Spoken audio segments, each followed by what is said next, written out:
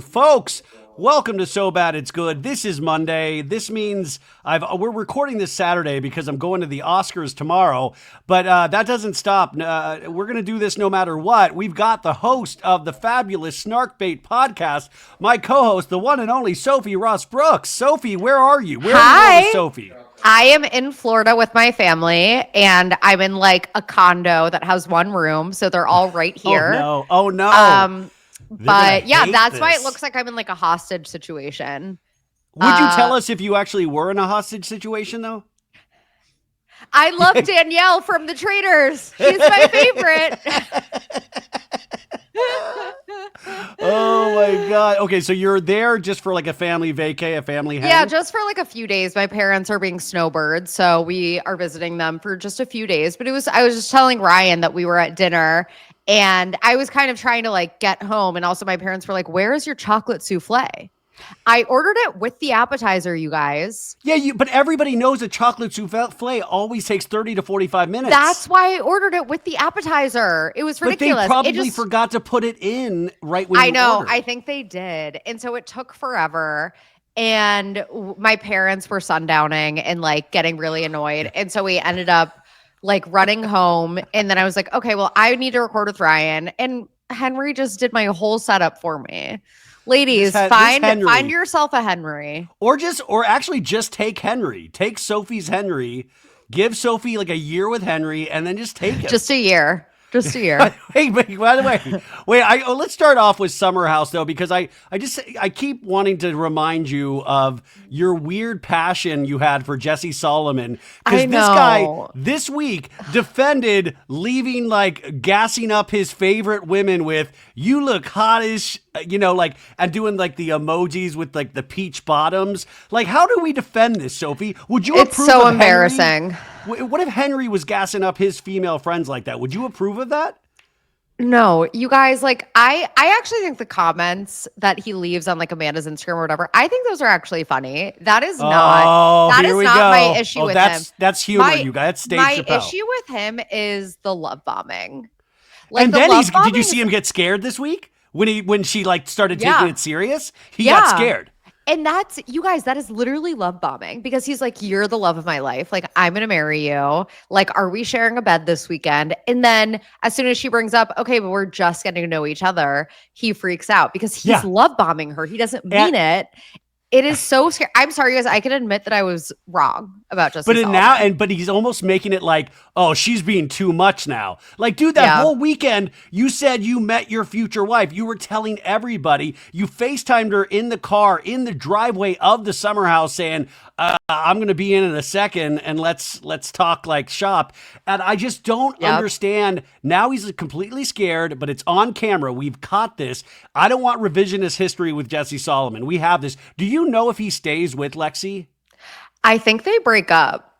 Yeah, I would think. I don't think this guy can handle not having 4 or 5 girls. And Ben and Ronnie on Watch What Crappin' said that their breakup episode should be called Jexit, Jesse and Lexi. Oh my God. Jexit. I will say, glorious though, this fallout from this little fling. I'm saying all of this, but at the same time, I love to watch it. I think it's very entertaining to watch. Me too. Even though it's troubling, and then we obviously had Carl and Lindsay. Everything's fine with them. But DJ Kyle Cook on the 1s and 2s, we had a big blow up because Timu Diplo. He rage texted. Why would you rage text Paige of all people? Why not think that through a little bit? Because if anything, Paige is very smart.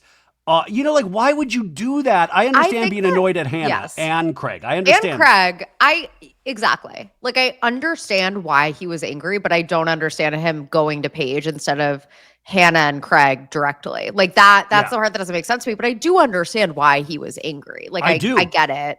But that's what you talk to Amanda, or you actually call Craig. But Paige of all people, like, even just being 9 seasons in the summer house, Paige will eventually be like, not even like use it against you. You will explode, and then Paige will be forced to take you down to Chinatown.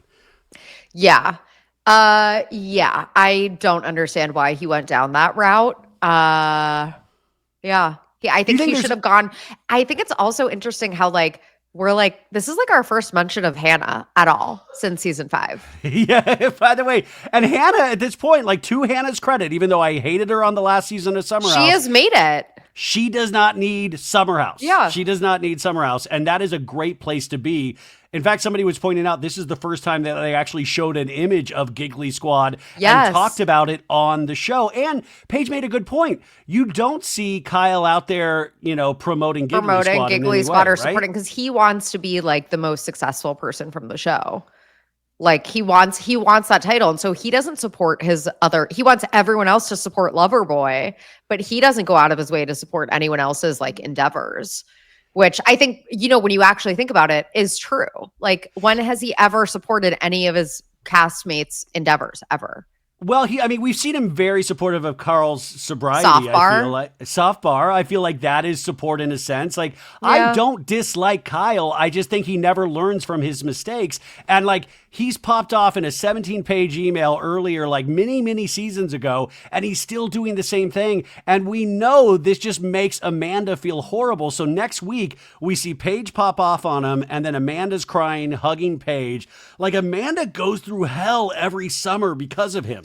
I know. I mean, like, at this point, it's just like, I don't feel bad for you anymore. Got a lot of comments about you talking about Amanda's swimsuit line and the last week. I didn't realize people were that into talking about swimsuit lines, but the people were actually very in support of what you were saying. Oh, yeah. I saw some of those comments. Yeah, because again, she kind of made it the mission statement. Oh, I'm going to create bathing suits for people with big boobs, and then just like didn't. So yeah, I thought it was disappointing. And I talked about it also on Snarkbait too, that I found it disappointing, and people agreed with that.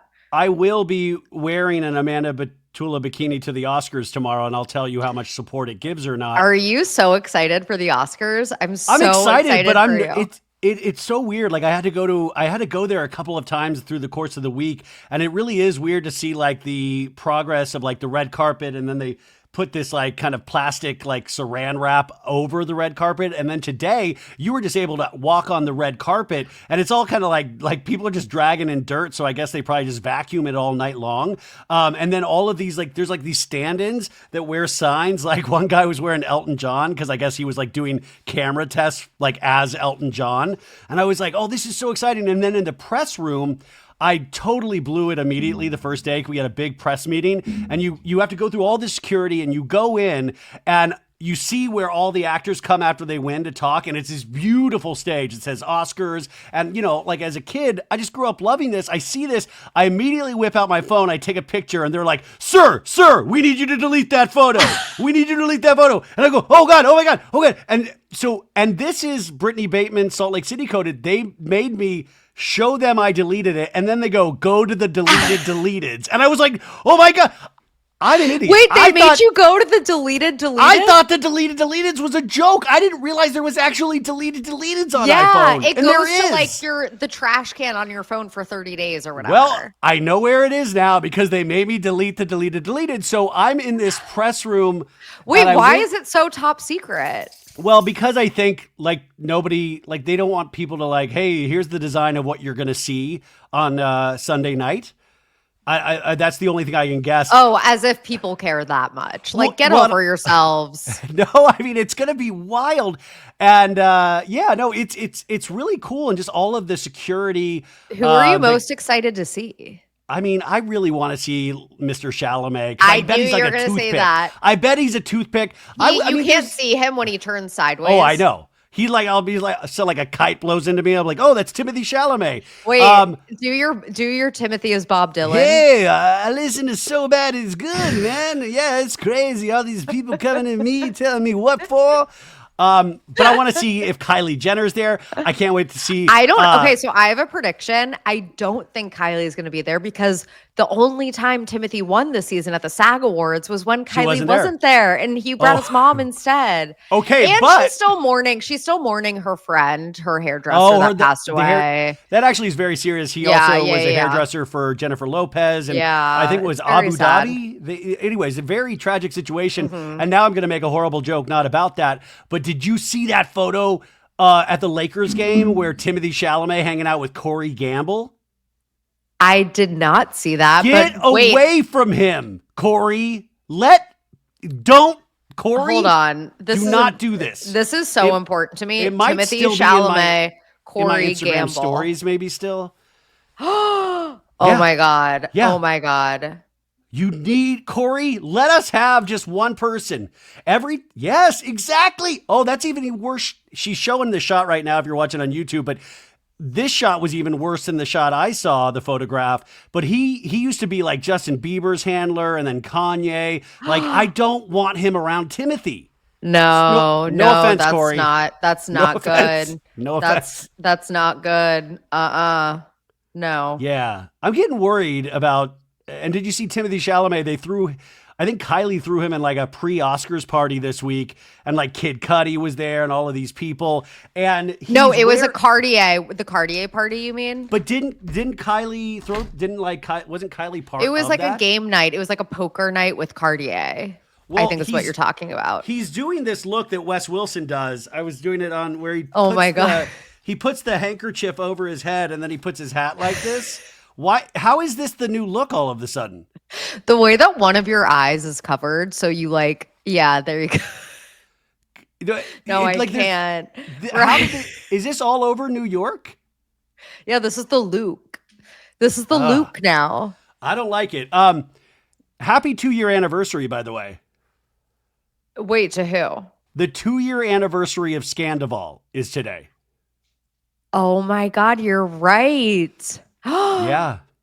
What did you get Sandoval for its 2-year anniversary? Flowers. Wait, I have bad news. I have bad news. Breaking. Harrison Ford to skip Oscars after shingles diagnosis. Did you see that? I did see that. And by the way, it literally happened 5 minutes ago. Ryan, how did you? I can never break news to Ryan. No, and by the way, what if that was like the huge podcast topic of the week? So bad it's good, got it first. Harrison Ford has shingles. You heard it here first, folks. Do you think he's just making this shit up because he's tired of going to award shows? I wouldn't blame him. Years old. I would not blame him. I just watch from home. I know you just want to watch from home, Harry. Well, Sophie, that's the thing. Don't you think, I know you're kind of getting to be a bigger influencer and you're young, and I think you're, but even going to the Oscars, which is right down the street from where I live. It's, even me, I'm just I can't imagine doing this. I can't imagine dressing in a suit and tie every day, doing this thing. There's so much energy that goes into it. I don't know. Yeah. I wouldn't want, it would be cool to go to 1 or 2 Oscar parties at some time in my life, but these people, it's a full-time job. It's a lot. You're right. I'm too tired. I'm tired. I'm finally understanding Paige DeSorbo wanting to stay in bed. I'm finally understanding that. Yeah, totally. So Sandoval 2 years ago today, and I was just thinking, what if Sandoval never happened? What would have changed? We wouldn't have gotten Ariana having the breakout success she's had. She was on Will Trent on ABC this week, and I actually watched it. She did actually she's a really good actor. What is Will Trent? What even is that? He plays this autistic cop on, I don't know, it's not cop, sorry. It's this show on ABC. It's actually Is it really The cute. Good Doctor? Just in that it's an hour long. No, but it's about an autistic person who is... No, but I was just saying, Ariana's successful, Tom Sandoval, and this is a spoiler for the Traitors if you've been saving Traitors for 5 days after it. I don't know how, aired. I always tell Henry, we have to watch at 9:00 on Thursday nights. Otherwise it's spoiled. I need to watch it on the dot. Dude, even if I make the lightest comment about that, I just made a post about Dolores and I got somebody going, oh, in my DMs, oh, I wish I hadn't seen this. I don't know what to tell you. Stay offline then. But Tom Sandoval got murdered. And what did you think of Tom Sandoval's finale speech? Okay, well, I was sad that he got murdered, obviously. Like, I feel like we all got such a kick out of him on this season, and it was kind of like a comeback tour for him after Sandoval. But his where he goes, dude, no one thought I would be this good at this. And like the fact that I like ended up being like the biggest threat to the traitors, which is why they had to murder me. I was the biggest threat. And I also was a pleasure to work with. First of all, no one says I'm a pleasure to work with about themselves. If you say that about other people. I know, it was like Tom has been given a gift by NBC Universal of doing this, and I have to. He brought a lot to the show in terms of humor, but like you can tell that potentially this man has learned nothing in 2 years because it is still the same narcissistic. Like he no self-awareness. It wasn't like I was a little nervous coming in, but I made good friends. These are good people. I hope I provided a service for everybody. He was like, dude, the traitors knew it, dude. They saw the biggest male threat, dude. Of course it's me, dude.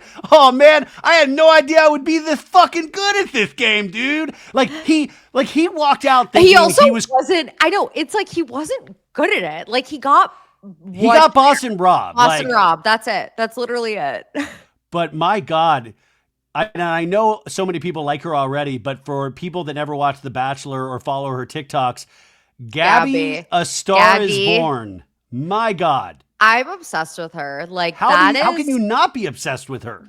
That is my sister for life. Like I am obsessed with her. She was first of all, outfit 8 down. Wait, what outfit? What outfit? The outfit I don't pay attention to these things. What outfit? Ryan, you could not have missed on the talking head? The outfit that she wore that entire episode with it looked like a wardrobe like bag, but it was over her shoulders, and then it had like mesh and then like leather shorts and black tights. You really don't know what I'm referring to.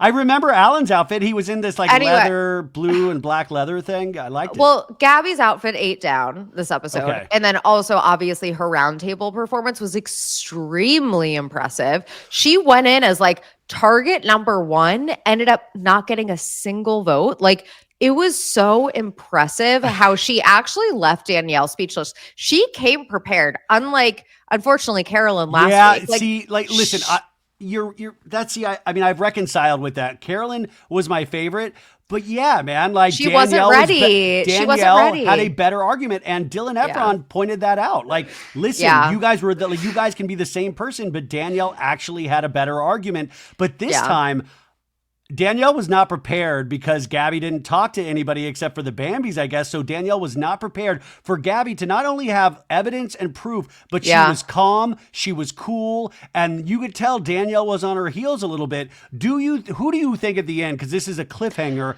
who do you think, does Brittany vote Ivar or Danielle? So in a perfect world, Brittany would vote Danielle. My gut is telling me she doesn't, and I don't know if you guys saw that. Also, like Danielle tweeted, she was like, guys, don't worry. She's like, happy Saturday. Don't worry about this cliffhanger, which felt like a spoiler to me. She's been doing weird little spoilers on her Twitter. It's really annoying. And I felt like that was a spoiler. I don't see any other world where that wasn't a spoiler. So I'm sorry for even if it wasn't, I'm sorry. It's out there on Twitter. So I'm sorry for even mentioning it on this podcast. I agree. I think she picks Ivar until I was talking to Bergie today, and we were saying, okay, what if it gets tied again? So if this gets tied again, and because if she votes Ivar, it's another tie. And then it goes to this deal breaker thing where they put this contraption on the round table and they leave it up to chance. And I think something spins around. And if that were to be the case, wouldn't that have been the cliffhanger? Like, why would we come back next week and all of a sudden she votes Ivar, the cliffhanger, and we have to go through this contraption on the round table?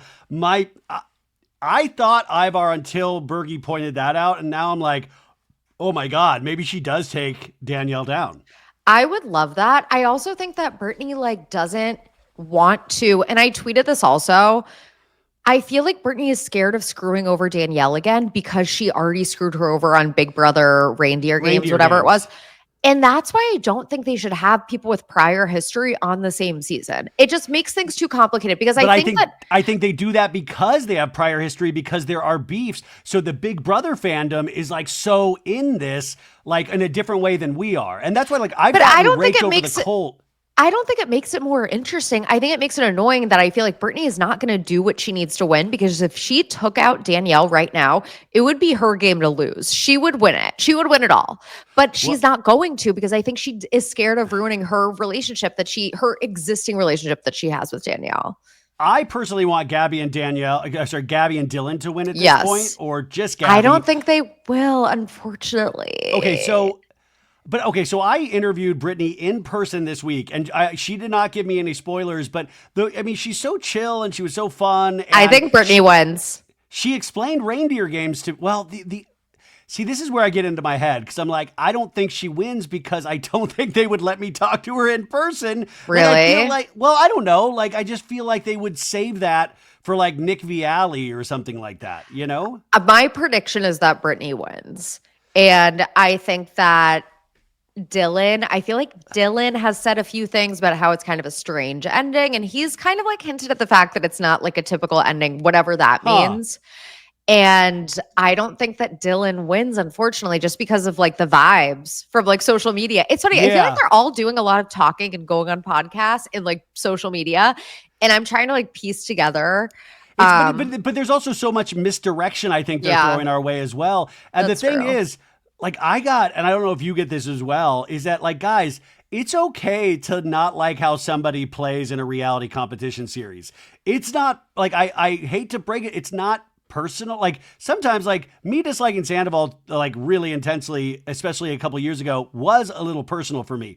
But me not liking Danielle, I just don't like her gameplay. But I say that because her gameplay is literally like swearing on her grandkids and being like, no, please, you know me. And then I realize, I try to think deeper about it. And I'm like, that's exactly how I would play the game. And that's why I don't like it. I would cry. I would say, no. Like, she didn't have defense to back up Gabby's facts. I think she's such a bad actress. Like, someone posted a couple of like her faithful voice when she pretends to be a faithful at the round table. And it's so obvious that she's acting. But see, it's so obvious. Obvious. Well, first off, I think this is where editing like helps us see that or feel that way. But there must be in person, it must be really believable. And I think she's very conversational. And all of these people seem very close to her. Even Ivar says, Danielle, it's been lovely getting to know you. Ivar woke up for one of his naps, came down to the round table. Like, Ivar he's like, these are just childish, foolish games. Like, he's like, even to Brittany, he's like, it's going to get messy. It's just a game. Please, you have to understand. I don't know, but I thought I was going to hate it after Carolyn left. I loved this episode. I thought it was great. I also feel like, I don't know. What do you think happens? I think it obviously goes to a tie. I don't know. Like, I don't know. I think Gabby wins just because in the edit, they've just given her a hero's edit. Like, they started her small, and then I really hope she does. They gave her this hero's edit where, like, she's coming on so strong now, and you see this different side of her personality. Now, the people that are already fans of Gabby already know that she's brilliant and smart and funny, but a lot of people don't know her. So that's, like, really impressive, and that's something that you root and throw yourself behind. That's why I feel like Danielle, like, probably isn't going to win, because I feel like she's gotten the villain edit. Danielle's gotten the villain. Yeah, yes, exactly. But that's what I always say. Like, me not liking Danielle on a show doesn't mean like I don't like if I met Danielle tomorrow, I'd probably get along with her, because you don't get to where she is without not like, people don't want to continually work with people on shows like this if you're just a flat out asshole. Right. Totally. Anyways, they're doing the reunion. They filmed the reunion on Thursday. Andy Cohen hosted it. And then on Friday, Andy Cohen hosted the Beverly Hills reunion, which I'm like, I don't know. This season is just kind of like a wash for me. A throwaway season. Yeah, that's what I've gathered. Yeah, you're not. I am not caught. No, I am not caught up with Beverly Hills. I feel like I watched like maybe like the first like 5 episodes of the season. And then I was like, I don't care about this. I'm sorry. I don't. Yeah, it's like so. It has its moments, but I feel like a lot of people are clocked out when they need to be clocked in, and there's just like so much TV right now. Like, I don't have the bandwidth. I know there really is just an insane amount of television where I even forget to tell you things or talk about things that I've actually watched, because I've never felt this much pressure to watch TV before. Yeah. What are you covering on Snarkbait this week? You know, I mean, I know sometimes we like to keep it a secret. Are we allowed to talk about Dark Energy Tuesday? What's going on? Oh my God, there's so much to talk about on Dark Energy Tuesday, but our Thursday deep dive, I'll just tell you guys, I'm going to eviscerate the hell out of Dave Portnoy. So finally, tune we've in. been talking about that forever. I know. Well, are you up to what year? Are you covering him even into this year? Are you going to do the Brianna chicken fry stuff? Hopefully. We want to do everything. So we haven't recorded it yet, but okay. Ideally, yes. It is interesting. He was lightly going after Trump and Elon this week because he didn't like a couple of the decisions, and I thought that was interesting. But you know what? If that's what he goes against Kanye or like Elon, I'm like, the worst person you know made a good point, you know? Well, speaking of billionaires, if you know, when and if you ever turn 40, because I know you'll be young forever, what would you want? Say you're a billionaire. What would you want Henry to do for your birthday? Oh my God. Dress like Benson Boone and yeah. So Sophie already. So Mark Zuckerberg, his wife turned 40. And he did this surprise reveal where he ripped off his outfit and he ripped off his tux. He ripped off his tux and he was wearing a skin tight powder blue Benson Boone tight hip hugging, nut hugging thing and performed a whole song and dance for her. And like, I don't know, if you're a billionaire, like, first off, that's embarrassing regardless if you're a billionaire or not. It's cute if you're in love. But secondly, if you're a billionaire, don't let any of us see that. Not because we'll make fun of you, but it's just very let them eat cake. It's very like, haha, the world is burning. Here's me as Benson Boone. Yeah, and she's like wearing a ball gown with like gloves.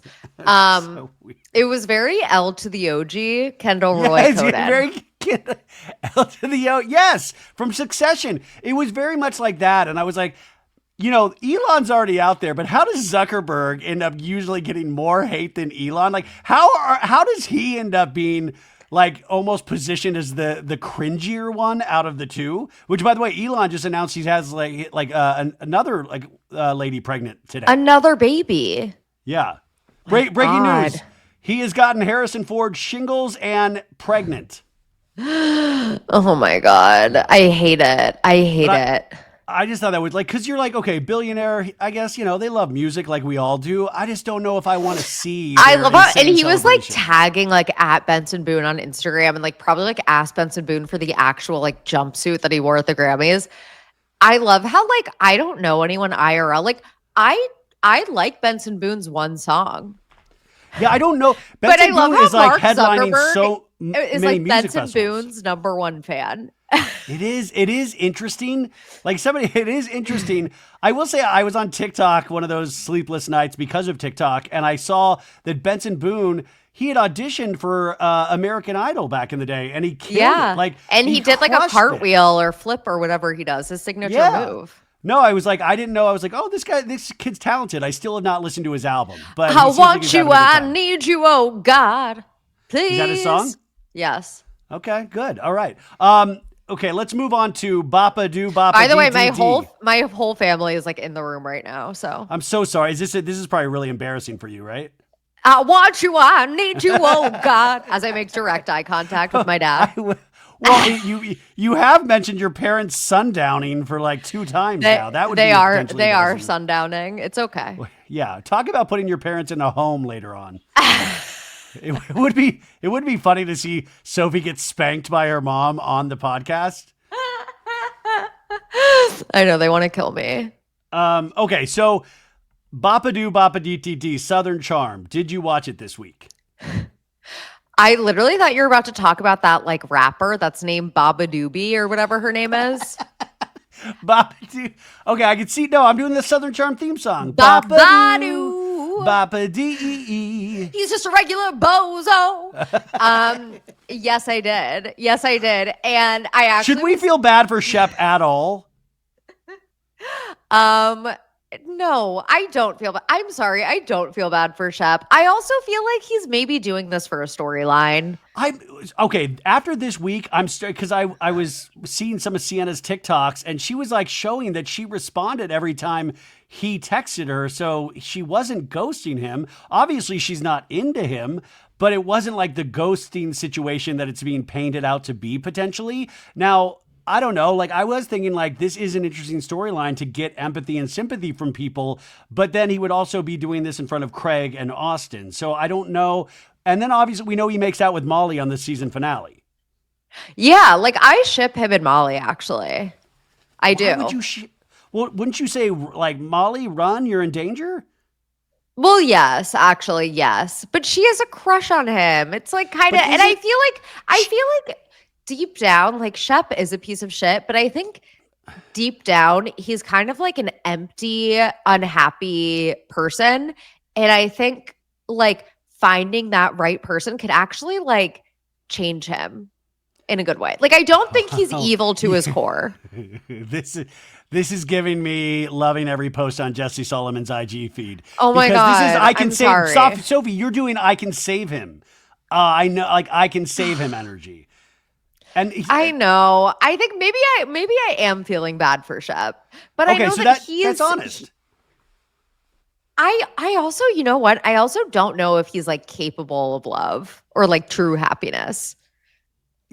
I that actually I think is hitting the nail on the head. And I think you live decades and decades with yourself and you're like, why am I still not happy? And the only thing that makes me happy is when I do these crazy madcap adventures and compare myself to Hunter S. Thompson and Jack Kerouac. Like, those are the things. And like Molly, by the way, didn't Molly start the season having a crush on Whitney and now she has a crush on Shep? I don't remember her having a crush on Whitney. Yes. Ew. Remember? She was talking to like, and then she went over and Whitney was like, you don't need another one of those cupcakes. Remember? I remember that, but I don't remember her having a crush on Whitney. That's disgusting. First episode of the season, she talked about it. She was like, and he brought the little model girl to the horse race with the big strawberry tree, and said she was like, I do remember that actually. She had a crush on Whitney. Okay, gross. But the big thing is, did you see Vanita's Instagram story today? Oh, yeah. She was saying that it was edited out of order. So the conversation where JT came over for Branzino and he said, I have a girlfriend, apparently happened after the Bahamas. And so when she was like straddling him or whatever in the Bahamas, she did not know that he had a girlfriend.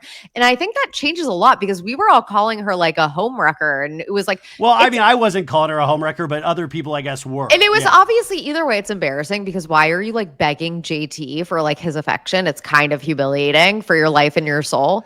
But I think that obviously that was like some bad editing on the part of Bravo because that's really that makes her character look bad. That's egregiously bad. And this is what confuses me. If you do a reality show, we're already suspect of all of these things. Part of your job, I would imagine, as production is to get the audience to trust you and also to make sure the cast of these shows trust you so they can show these crazy things. And if you make a big fudge like this where you make Vanita purposely look bad and then make JT look better, that is super weird. And I don't understand the point of that at all. You're almost like going, sorry, Vanita, you're not good enough, so we're going to throw you under the bus. This is what she wrote. She said, let me make something very clear. That dinner JT and I had after I made Branzino was after the Bahamas, y'all.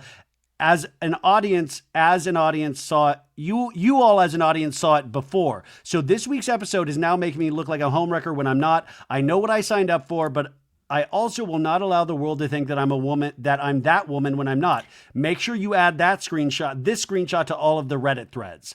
So already she was taking heat for this. Yeah. What did she mean with like, I know what I signed up for? Like, are you, when you sign, I've been covering these for so long. Are you signing up for something that they're like, we're going to make it look completely different than it actually is? I mean, you're signing up for like, sometimes the truth to be manipulated in a way on reality TV. But again, like you said, this was egregious. Like that's kind of like character assassination. It's not. But it would also be just as not entertaining, but it would have been very gripping to find that JT had lied and like have it actually play out the way it was. But also because you know, it does make sense because Vanita, even though he pushed her off him twice, she kept thinking like, because he was gassing her up and saying how much he liked her and this flirty thing, that she thought like, oh, he's not going to make the move, so I'll make the move. Like, I think that's where she was coming from. Now, if she had known that he didn't have a girlfriend,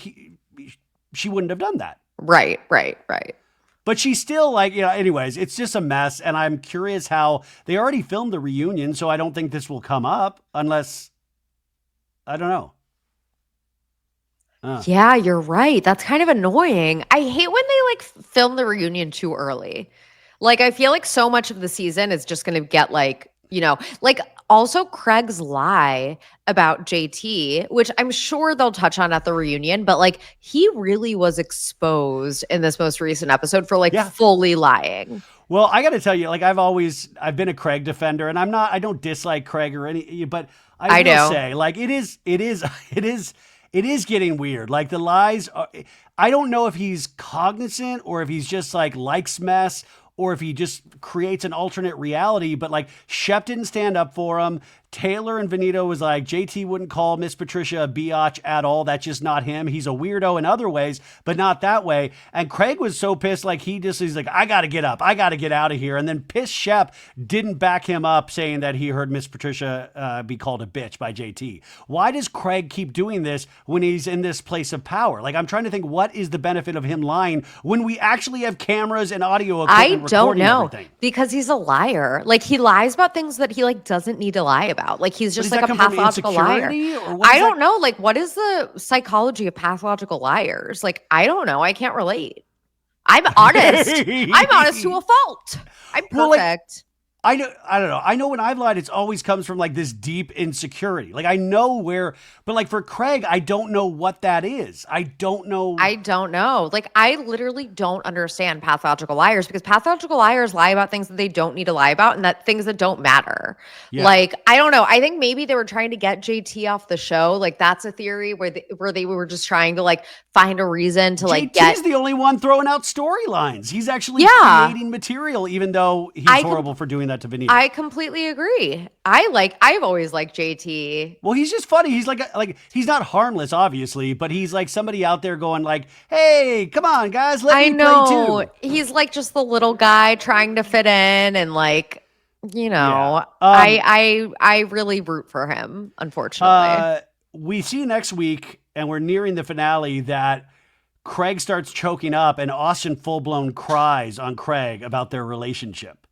Did you see the preview for next week? Wait, Craig cries or Austin cries? Craig starts choking up and he goes, I just thought I'm going to lose my friend because I don't want to go out drinking with him. And then Austin's like, and Craig like hugs him on the beach. Oh my God. Well, I saw actually someone posted somewhere that they saw Craig and Austin like skiing together the other day. I saw that, drinking champagne. And so they're like together, good. Like hanging out. They're good. Yeah. Well, this breakup is the best thing that's ever happened to Austin in terms of Paige and Craig. Wait, what do you mean? It's like brought Craig closer to Austin again. Oh, the breakup is the best thing that's happened to Austin. Yeah. Yes, definitely. I mean, Craig came crawling back after thinking he's like too cool and like famous and busy for like his friends. Austin in his journal is like, they always come back. Gabby on the Traitors said they always come back, and she was right because Craig came a knocking. Listen, no, I mean, Austin actually makes some sense these past couple of episodes, but you can tell how annoyed at Shep he is. I think we've all had friendships like that where you're just like, you've been around that person too long and you know their shit too well, where anything that they say, you're like, oh God. So since I'm in Florida, I like was laying out obviously, and I got like freckly today, and I was FaceTiming with my friend earlier, and she was like, "Look at your perfect little freckled lip." And the great thing is, she doesn't even watch Southern Charm. She just said that out of nowhere.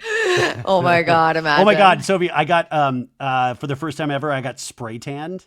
For the Oscars? Yeah, Monica from the Jeff Lewis show came over and spray tanned me. And I was such a pussy. I only did the farmer's tan because I didn't want to get naked in front of somebody. You gotta I didn't want to get naked. I mean, I did. It looks good now that you mention it. Yeah, you definitely have like a glow. It looks good, but I was so I'm just so awkward just standing there. Like just my life is just full of awkwardness all the time. I know. I mean, imagine if you were like actually like fully in the nude, which is what you usually do. Could you imagine? Or you just stand there? Just some dude. I don't think that'll ever be me. That's why I think if I ever do this again, I got to go suntan bed. And that's probably bad for you. No, that's so bad for you. Don't do it. It's awkward, but it's worth it to get a spray tan. Hey, is Justin Bieber all right? No. I saw him smoking what looked like a tree or I guess it's a blunt, but he was like hitting it. And it's his birthday. And Hailey Bieber wished him a happy birthday and said, I love you, but only in the Instagram stories, not on the main feed. Is there a problem in paradise? We talk about this on last week's Dark Energy Tuesday, that video of Justin Bieber. I think it was like at a road event. Yeah, he was tweaking. He like looked extremely unwell. I'm worried about him. I really am. Is that just being really stoned with your pals? And don't they have a new baby? I don't think he's stoned. I think it's something else. But wouldn't Hailey like call in the troops? Like you got all these pals. I mean, like calling Kris Jenner, for the love of God, calling Corey Gamble. There's only so much you can do. Like if someone doesn't want to help themselves, like there's only so much you can do. And I don't know. He looked really scary. The way he was like tweaking and like like itching. He was like scratching at his leg and like smiling uncontrollably. It was like really scary. Well, anyways, So Bad It's Good wants to wish Justin Bieber a happy birthday. So happy birthday, HBD, buddy. JB. This is your year. No, it was just weird. I was like, everybody was saying that he was like on drugs, and all of a sudden he must have seen all of that, and then decided to post on Instagram him hitting this like massive, I don't know, blunt. It didn't even look like a blunt. It just looked like a really big, a joint of some sort. And he just kept hitting this thing. So, anyways, hope he's okay. Oh God. Hey, this is one Rebecca wanted me to ask you about. And this is weird because I'm an older man, so I shouldn't really care about this. But have you been following on TikTok the Bad Baby Alabama Barker mess? A little bit. And I don't I'm so scared of them, both of them. They're both terrifying. Two rich white girls that are now in like a rap beef. Yeah. And Bad Baby is winning. Bad Baby's definitely winning. Is the girl from Catch Me Outside. How about that? Yeah. She came to fame with that Dr. Phil episode a long time ago. But now she's a millionaire. She did OnlyFans. Yeah. She's, also I think she survived cancer or is still actually dealing with cancer. But there was this thing, and this is, I asked ChatGPT about this because I was like, hey, Rebecca was explaining it to me. And then I asked ChatGPT, and just a real quick rundown is that the feud started in December of 2024. Bad Baby accused Alabama of attempting to steal her then boyfriend and father of her child, LaVon, during a period when the couple was separated. Alabama Barker denied these allegations, stating she had no interest in LaVon and was misled to believe he was single when they met. She emphasized that she would not involve herself with someone accused of abusive behavior. The dispute escalated into a series of diss tracks. In January 2025, Bad Baby released Overcooked, accusing Alabama of promiscuity and alleging a relationship with rapper Tyga, which both Alabama and Tyga denied. In response, Alabama released Cry Baby, BHABIE, addressing Bad Baby's accusations in personal life. Now, it ramped up February 25th with Bad Baby releasing Miss Whitman. And the track includes attacks on Alabama and references to her family, including her father, Travis Barker, stepmother, Kourtney Kardashian. And she filmed a music video featuring a Travis Barker lookalike that she's twerking on. And they're using the beat Kanye created for Carnival, that song Carnival, and Kanye had to come on. He had to approve that track, so he approved it, but then he had to come in and say he apologized because, listen, I don't want to be involved in this. I just got off the phone with Travis Barker. I like when Kanye acts sane all of a sudden. He was like, I don't want no part of this. I'll wear a swastika, but I'll wear a swastika t-shirt, but I don't want part of this Travis Barker thing. I don't want to break up families. But have you heard Miss Whitman? It's you guys, it's actually kind of good. I'm sorry. It's actually a good song. It's one of Rebecca's favorite songs. It's on repeat. So I'm not going to make Sophie repeat this, but okay, so she starts, you thought I wasn't going to come back for more, you dumb, dirty biatch? And then he goes, why this bitch obsessed with me? I just don't understand. You sucked the D straight out my ass. Who got the upper hand? I see why you ain't got no friends. You're Miss Ill. Fuck your man. Your stepmom burnt out. Why she took her sister's second hand. So that's like poetic. That's Shakespeare saying Kim Kardashian initially was with Travis Barker allegedly, and and washed out stepmother, but she keeps going. I know your route. You're reaching out. You need my name for clout. That stanky pussy got you kicked out the Kardashian house. What? Wow. Can you imagine if that actually is why she got kicked out? Kris Jenner's like, who's going to tell her that she has to leave? Who's going to? Mason, you do it. Mason, you get up there. She can't be here. But it's just like, it's like these rich white kids that are like, have way too much time on their hand. Like, shouldn't Alabama shouldn't they make her get a job at Starbucks or like go into the real world or something in some form? How old is she now? Is she like 17? What if she's like 33? Like, I don't know. 33. Alabama Barker age. 19 years old. She's 19. Like, make her like enroll somewhere. Like, either get a job, go to university. Like, this is not it. And then she's losing. The worst part is that she's losing. She's not good at it either. Like, Bad Baby is clearing her in every, like, I don't know. It's just really embarrassing. Also, there was like this really weird rumor that Mason Disick, he's like a 14-year-old kid that he got somebody pregnant, which there's no way. That's the other TikTok rumor, right? There's no way. There's no way. I saw that, and I just refuse to like believe that. That's good. That's what I also think like I wouldn't be surprised if the Kardashian camp with a K like put that out there, because Ryan, to embarrass Mason, to like just get more buzz. Like, just they would use a 13-year-old kid to get more buzz. Yes, of course they would. Are you kidding? Also, he's 17, right? No, I think Mason's like 14. No, he's 16 going on 17, I swear. Yeah, look it up. Now look up Mason Disick's age. Okay. I like that he's 15 years old.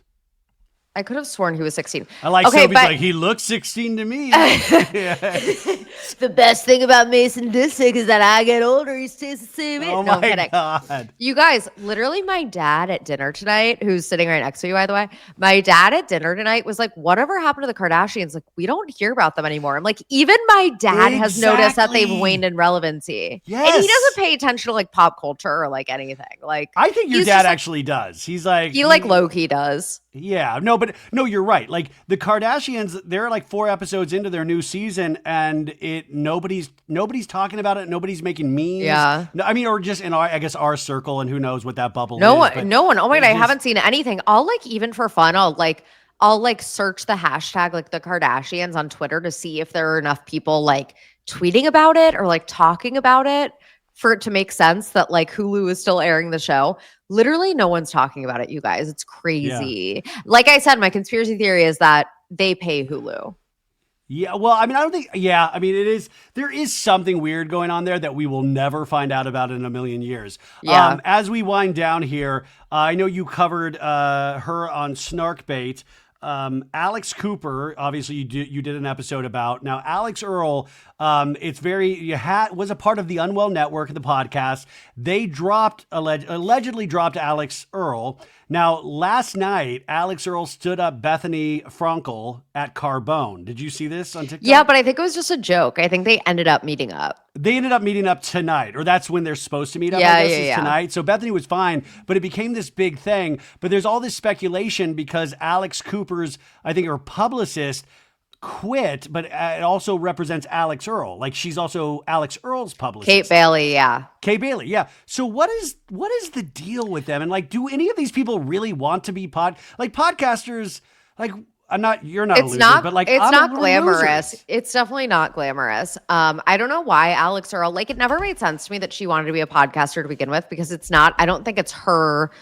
It's not the right platform for her. It's not her forte. I think she does best in short form video. That's how she made her start on TikTok.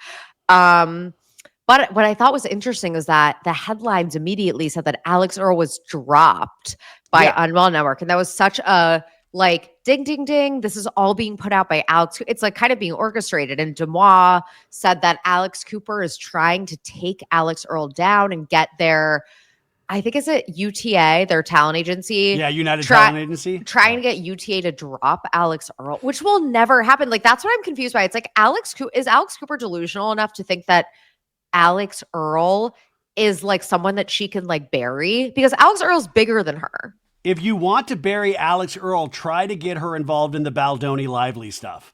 Yeah, that will take her down. If you say we can bury BFFs, anyone, yeah, like get her into that story, which is still but like ongoing. I think it's crazy that Alex Cooper like is trying to kind of like, first of all, no one is dropping Alex Earl because Alex Earl is a superstar. No one is dropping her. Like, she is a moneymaker superstar. So like the fact, it was just so obvious this was put out by Alex Cooper's camp to like try to embarrass her or like diminish her brand. And just let her do the get ready with me's in peace. Exactly. I don't know what happened, but again, I feel like this is such a pattern with Alex Cooper. Like, she has this like feminist brand, like empowering women, but then like she falls out with every single woman that she sees as like competition.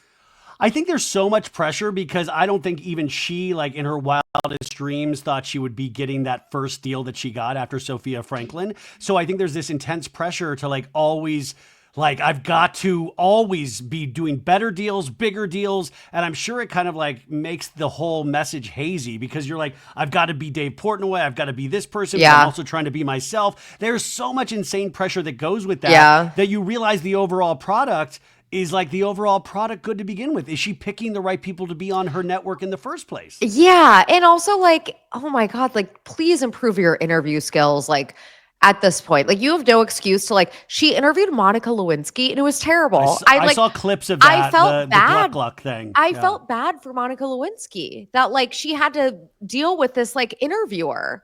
Like, well, I mean, it's so embarrassing. Like, Ryan, like you should be the one with like an Unwell network. Honestly, would Snarkbait be a part of it? Can we? We'll you tell me. I'll just give you all the No, I mean, listen. I know why. Like, I so many women do love Alex Cooper. I'm not trying to shit on that, but it is interesting because you know how much work goes into something, and she has her hands in so many things because she has so many opportunities. I'm just saying that I know how busy we both are, that like I don't even understand how she's able to like focus on anything when you're supposed to focus on everything. And then you're getting into battles, not Alabama bad baby battles, but like Alex Earl beef. Like, you know, and at the same time, is that just raising their relevancy? Is it like giving clicks and all the impressions that it's supposed to get? So in a way, is it helping them to be in this battle, or is it an actual battle? And for what? For like Alex Earl's like podcast? Yeah, I think that she's been trying to do too much for a while now. And I think I said this probably like last week when we talked about it, or a couple weeks ago, how it's like, well, you have your new daily pop culture show. You also have true crime shows. You have, you know, your Hallie Batchelder crazy party stories show. You have a music channel now on Sirius. It's like, what even is this? Like, it's just so, you're trying to do too much. I totally agree. What are you going to be watching this week? Anything that you did watch that you wanted to mention? Anything I am one episode. I heard the most recent episode of Severance. Severance was amazing. I have not watched it yet. Oh my God, you guys, like when this show just can't impress, like it goes like in a different direction. It's like a cross between Eternal Sunshine of the Spotless Mind and still like a weird sci-fi. It did, like, we've watched it like 2 times here already, and we might watch it again tonight to relax because it was so beautiful in this different way. And Gemma is a huge part of this episode, and I'm so excited. It blew me away, but it's very different, and this show continues to just impress. Like, I think they are going to sweep the Emmys. Like, I think there's just no doubt in my mind. Probably.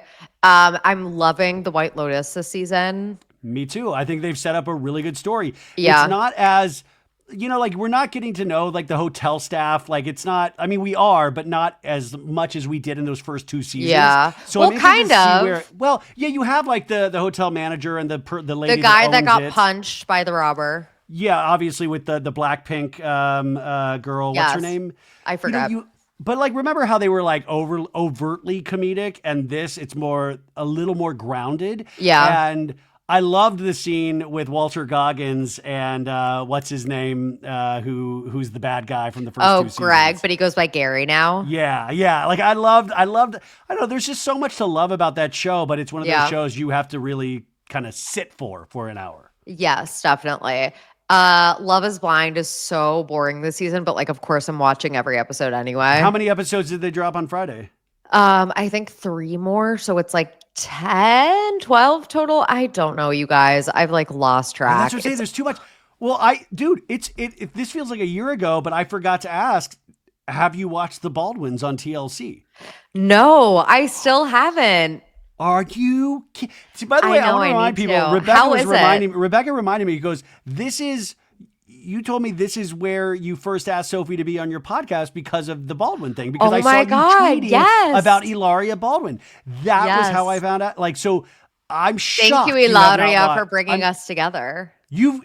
Listen, you don't have to like watch every episode because there's only one out, but you should watch it because there are some insane details in this. What? I just am not used to watching TLC. Max. It's on Max. Okay, it's on Max. Okay. Yeah, good. Streaming on Max. Okay. And you find out a lot. Like, I mean, they have 8 animals. He's allergic to cats, and so she has 3 cats. But Alex is definitely allergic to the cats. You got the 7 kids running around. The guy's on murder trial. Like the guy's, potentially going to prison. They live in a 5-bedroom, 5-bathroom apartment in Manhattan, but they moved in there together when they had no kids. And now it's filled with 7 kids. Like Alex has OCD because it might be OCD. I think the kids are just messy and he's like cleaning up, but they call it OCD. It is one of the most bizarre viewing experiences. And I can't wait for the next episode. Oh God. Okay. I'm excited to actually tune in. Yeah. What are you guys doing with your family tomorrow? I think another beach day. We went to the beach today. We've had really good weather so far. Do you read a book or do you just tweet all day? What do you? You know what? Okay, so if I'm like already into a book, I'm like so excited to bring it to the beach. But when you have to start a book from page 1, and I'm just hardest. And it's also like, for some reason, it's like embarrassing in public to start a book from page 1. I don't know why. It looks like you're like I've fake never reading. Had that thought before. Can you? Yeah, you want to be like a third of the way through before you bring that book. Yeah, exactly. Yes. I brought The Housemaid, which I ordered a couple weeks ago, which I've heard great things about. Who wrote that? Sure. I forget the author. Let me look it up. But it's supposed to be really good and like maybe being developed for a movie. But I brought that. So I'm excited to actually read it by Frida McFadden. That's why I'm listening. McFadden.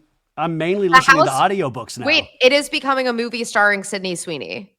Woo! Oh, by the way, they started filming season 3. I know. I can't believe it. I can't believe it. The pictures are wild. Alexa Demi looks like she's like, obviously it's a time jump. Sharon Stone signed on as a cast member this season. That is so funny. There's a strip club involved. So I don't know who works at the strip club. Oh God. I like cannot believe it that they're actually like, this is happening. Yeah. Anyways, guys, Sophie, thank you for doing this. I know that, and thank you to your family for putting up with this in the room. Snarkbait, you guys, tune in on Tuesday and Thursday. Make sure you rate it 5 stars. And I finally, I don't know why I didn't do. I followed Snarkbait on Instagram this week. I didn't realize they were. So follow them on Instagram as well. And it's at Snarkbait Pod. It is what I say. It's what it is. We're really funny over there. So yeah, follow us. They're really funny. Okay, so go follow Snarkbait, you guys, and wish me luck at the Oscars. I'm sure I will find some way to embarrass all of you out there, and I can't wait. I'll try to come home and put it at the top of show. And I'm so excited to hear about that. I'm so excited for you. You're gonna have the best time. Who do you want to win? Best Picture? Have you even thought about it, or have you seen The Brutalist? I haven't seen The Brutalist yet, and I know that I need to. I just it's like 4 hours long. Yeah. It's 3 hours and 41 minutes, I believe. Yeah. I definitely want The Substance to win something. I want Demi Moore to win Best Actress. I want her to win because I'll be in the press room when she comes back, and that would be a cool one. Even though I think Mikey Madison might win it for Honora, but I would love to see. But Demi Moore has won everything so far. I don't know. Like, should the producers? I'm curious to see what Honora does, but just selfishly, I don't think I know Timothée Chalamet is not going to win Best Actor, but I want him to win because I just want to be in that room. When he comes back. I mean, he won the SAG. I feel like he might, especially because it came out that Adrian Brody that they used AI to make his Hungarian accent sound more Hungarian. But just on like 2 small parts. Like I watched the whole video of that. It was like. I know AI really is horrific, but it was like 2 things, like 2 vowels they use. It's so minimal that I thought this was like a bigger deal made out than it should have been. But I understand the argument. And he wait, speaking of which, my dad wanted to ask you something about AI in Hollywood. What was your question again? Just what's the impact on the Los Angeles business? My dad wants to ask you what the impact of AI on the Los Angeles, like Hollywood machine you think Well, is. I mean, like, you're seeing this really in writer's room already. Like I have a buddy that's a staff writer for a show for a long time. He became a producer on that show. And through the Writers Guild, their contract negotiations, they tried to do it where they're like, you're going to cut 20% of your writing staff, and we're going that's to so sad. We're going to feed all of your scripts into AI. Like they are making this thing smarter and wiser. And then, of course, like the sound design they're using, and in some ways, it's helpful because it's things that is pushing technology forward. Right. But in the specific case of writers, that's ridiculous. We should never have AI thinking up their own ideas or just like pastiching the whole history of Hollywood and just generating an idea from it. And like, even if you think it's a good idea, it's still just a really dangerous tool, but it's actually putting people out of work. Writers I know. Guild, all of these people, like actors are the same way. They're filling in extras. Like I used to be an extras casting director when I first came to Hollywood. You know, crowd scenes with like thousands of people. That's now generated by AI in these big budget Hollywood films. Like, so you're having like kind of the middle-class actor completely wiped out over the last 20 years. Yeah. And it's either the really big name actors making millions of dollars or people that have to get a second or third job just so they can have certain acting roles here and there. Totally. Or start a podcast like me. Totally. Was that good? That was good. Thank you. Henry, what are you saying? Would Ryan Bailey want to be a traitor or a faithful? Henry. All right, you now heard it's that? Like a call-in show, a traitor. I know. Oh my God. I think I could, I think I would sweat too hard as a traitor. I think I got to go faithful. I would be such a bad traitor. Oh my God, I'd be so bad. I said this last week. I said, you and Henry need to throw a traitor, like a mafia party, so we can come out and just like, because I just want to get a group of people to play mafia because I want to see how I would do. Like, I really want to see guys' night. Okay. Let's do it. Okay, have fun with your family. Thank them for letting me talk to you for an hour, and we'll talk to you guys. Have fun at the Tuesday. Oscars. Bye. Bye.